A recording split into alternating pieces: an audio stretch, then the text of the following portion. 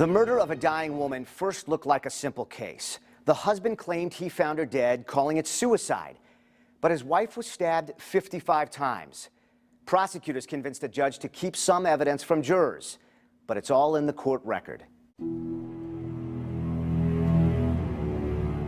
Betsy Faria was dying. Her friend Kathleen Meyer said Betsy had just come to terms with it and was content. Her family would get a life insurance payout. Policies that will take care of my husband and my daughters.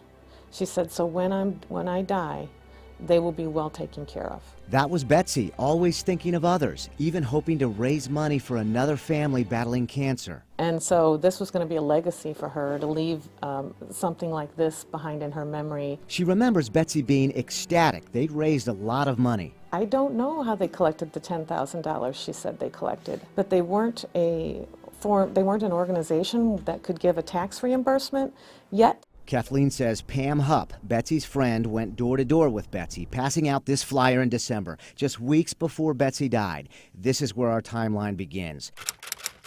Court records show on December 23rd, 4 days before the murder, Pam and Betsy went to the Winghaven Library together.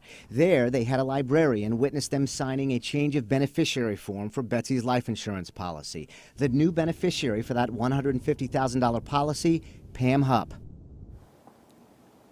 It didn't make any sense to me at all. I had no knowledge of this until the insurance company was investigating the payout. According to records from State Farm, less than a month after the murder, a detective gave the go-ahead to the insurance company, saying Mr. Faria is currently in custody. Months later, that same detective appeared friendly in this follow-up interview with Hupp. You now have this money and have not turned any of this money over to the family or the kids. That's correct. That's a huge problem. Betsy has told you that she wants you to hold on to this money to make sure that the family, the girls are taken care of, yet they haven't seen a dime of that money. You still have it. The detective asked again about the day of the murder, December 27th, 2011. Betsy was with her friend Bobby Wan at Betsy's chemo that afternoon. Court records indicate Betsy texted Hupp to tell her she didn't need a ride, she was with an old friend, and texted, have not spent any one-on-one with her. But Hupp suddenly showed up at this chemo treatment. Betsy's friend said she was surprised, and Hupp took Betsy home later that night. Then, just hours before the murder, Betsy texted Russ, Pam Hupp wants to bring me home to bed. Pam told the court she drove Betsy from Lake St. Louis to Troy, arriving after 7 p.m. According to court records, Betsy's daughter called to tell her mom she'd need to pick up her phone soon to authorize a family plan cell phone.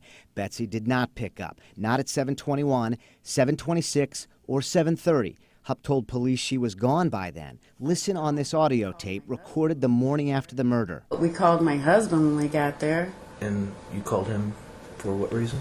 To tell him we were there. He wanted to know when I don't really drive at night too much. Did you go inside?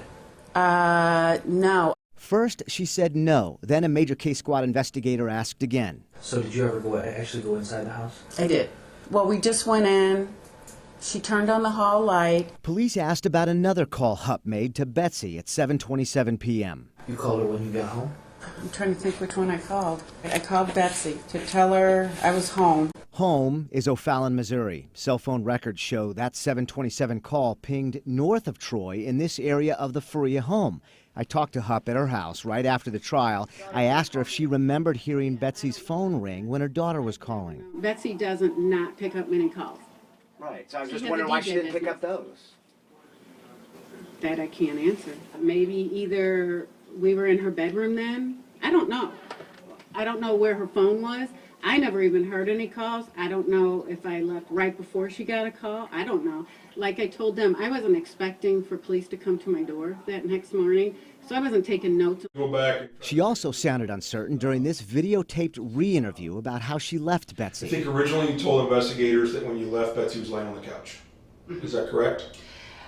I know she was on the couch because she was going to put in a movie. She was going to watch a movie. It happened really fast. All that happened really fast.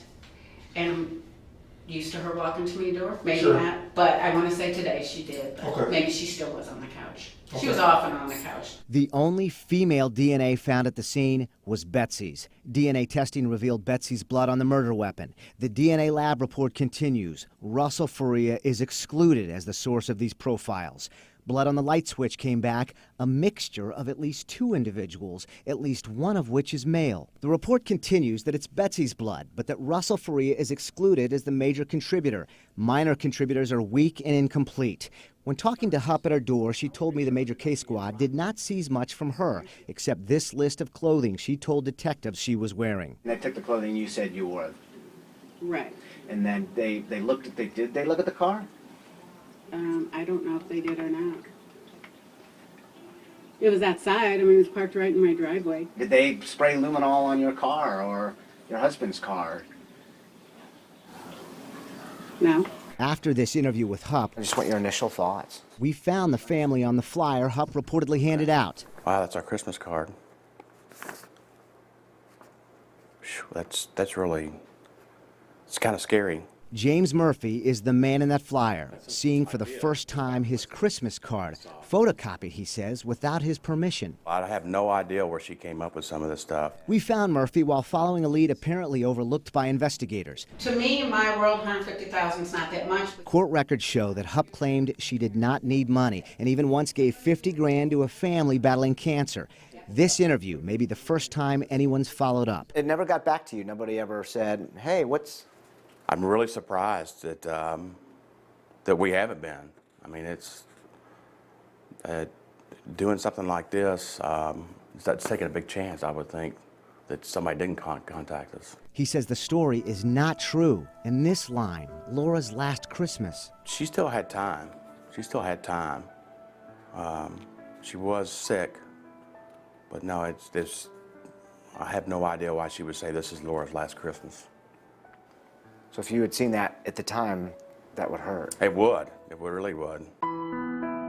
She had 2 Christmases. His wife died a year and a half later. James Murphy said Hupp regularly took his wife out while she underwent chemo, but never said anything about a fundraiser, and he never saw a dime. To make a case against Russ Faria, prosecutors made surprising new allegations in closing statements. They convinced a jury this was an evil plan, plotted by 5 people playing a fantasy role-play game.